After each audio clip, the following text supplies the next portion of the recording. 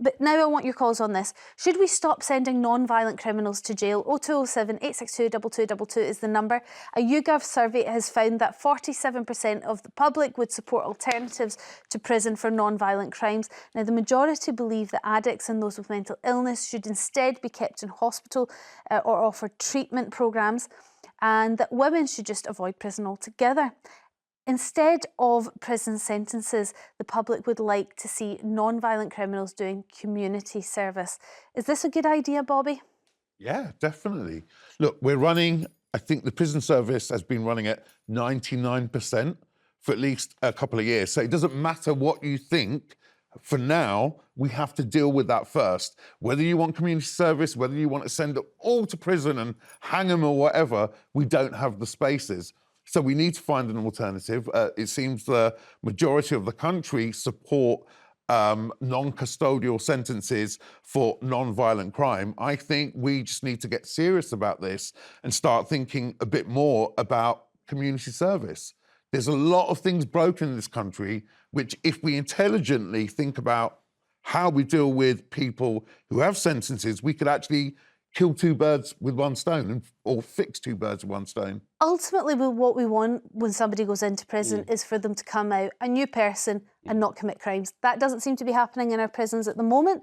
So do we need to focus more on rehabilitation and those sorts of things? Well, rehabilitation is a very important part of prison, but the first function of prison is to be there so that people know if they commit a crime, they will be punished, and that punishment will be to lock them up. Now, the original question is, stop sending non-violent criminals to prison. What's a non-violent criminal? Is a non-violent criminal a shoplifter who comes out of a shop with £250 in the hand and just wanders off because there's no policeman on the street? Is a non-violent criminal somebody who whisks past you on a bike and snatches your mobile phone out of your hand? Well, I'd say that's quite violent. Well, yeah, but I mean, what I'm saying is you're not punching somebody in the face and all that kind of stuff, you know what I mean? And in this modern day and age of technology, you read every day people who give away their whole pension and fortune to a scammer who's come onto them and taken their life savings. Okay. That's non-violent, but they should go to prison. And there's no places for them to go to. And that's well, you should build more prisons. A lot of grey areas. I'm going to have to put you both on pause. Don't go anywhere, though, because we're taking your calls on this after the break.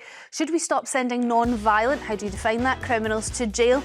Or do you think that it's important, actually, as a punishment for breaking the law? 0207 862 2222 is the number. We'll see you right after this. But now we want to get straight into your calls and letting non-violent criminals skip their prison sentences by doing community services.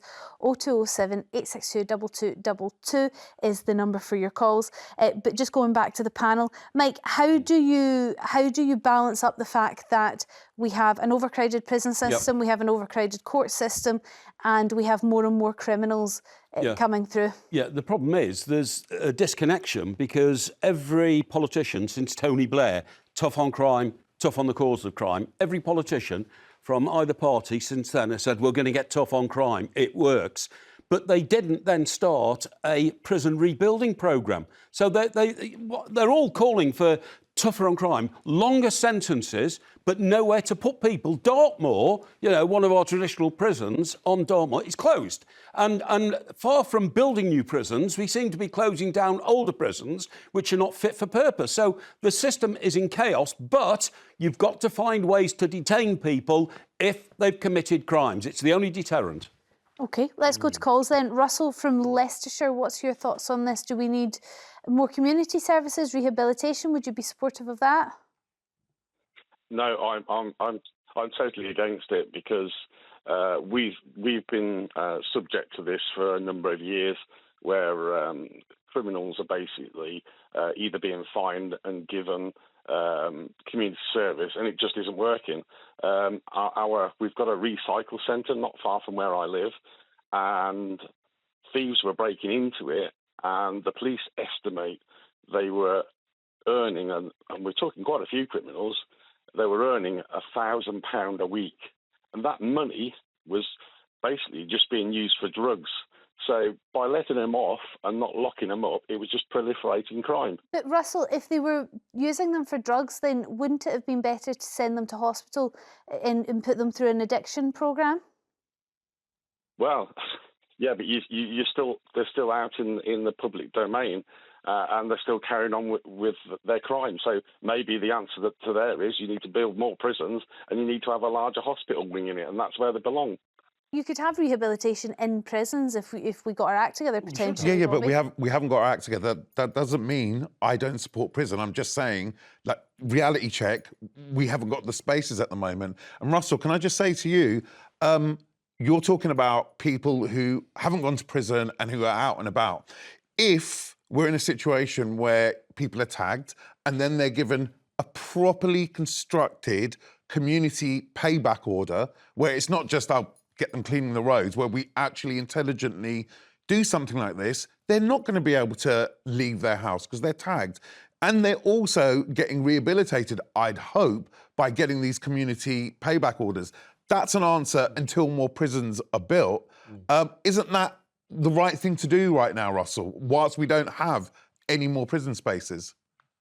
Not as far as I'm concerned. I've been a counsellor for 17 years, and in my area, the crime rate has just gone through the roof.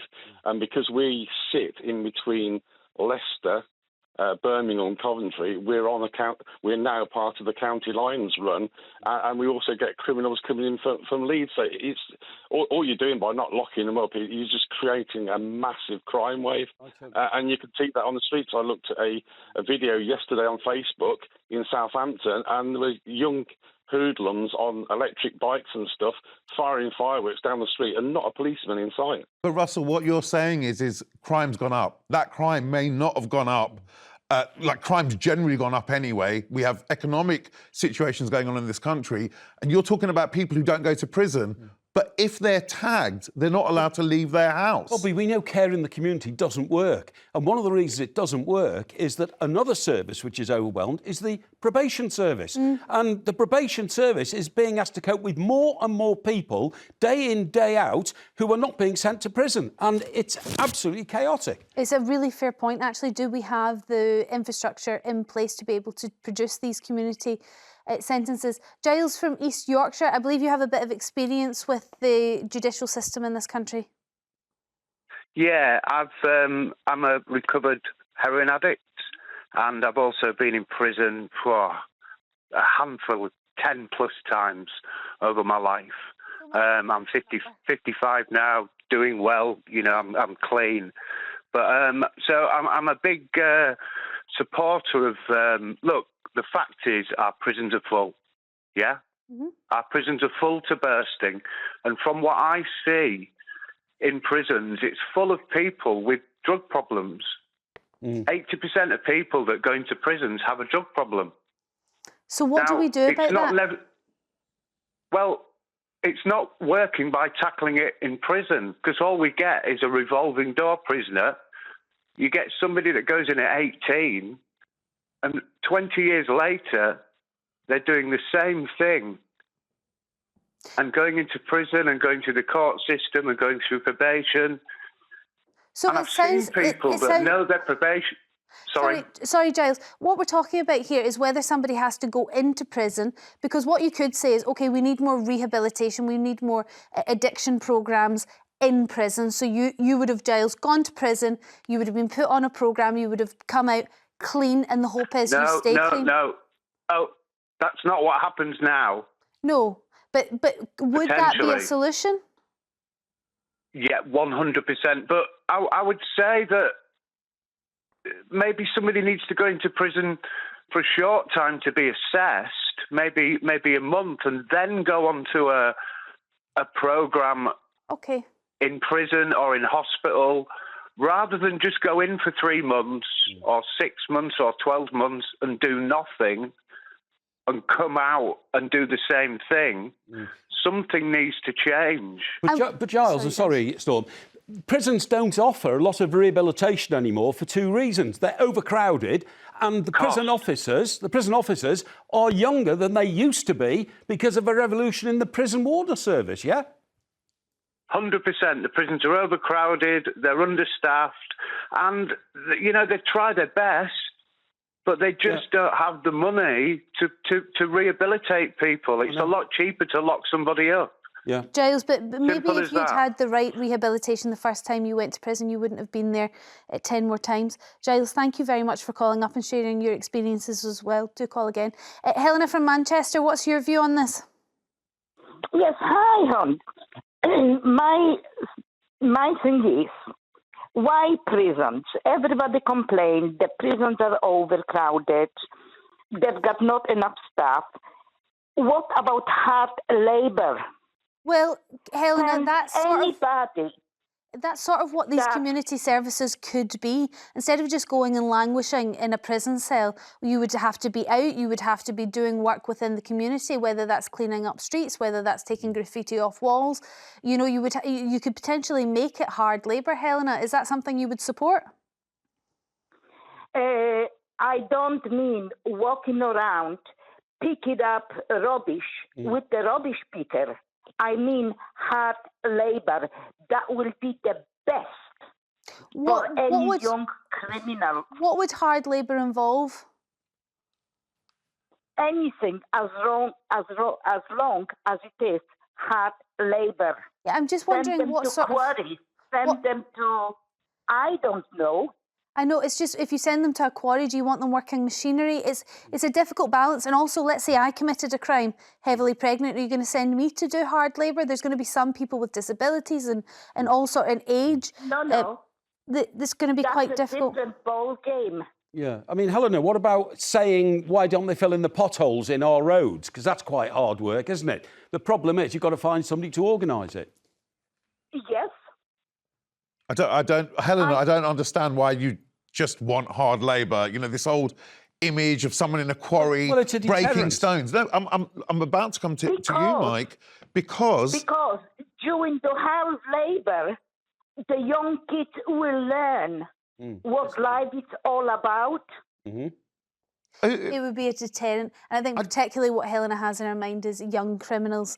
Yeah. And I don't, who knows whether they would make be these community, if Helena, you want to, if that's the only thing that's going to make you happy, let's listen to what Mike just said and actually try and make these community service orders a bit harder so they learn a lesson, but at the same time we clean up our society as well. Helena, thank you very much. I don't think you're alone in that suggestion. I think a lot of people would be with you.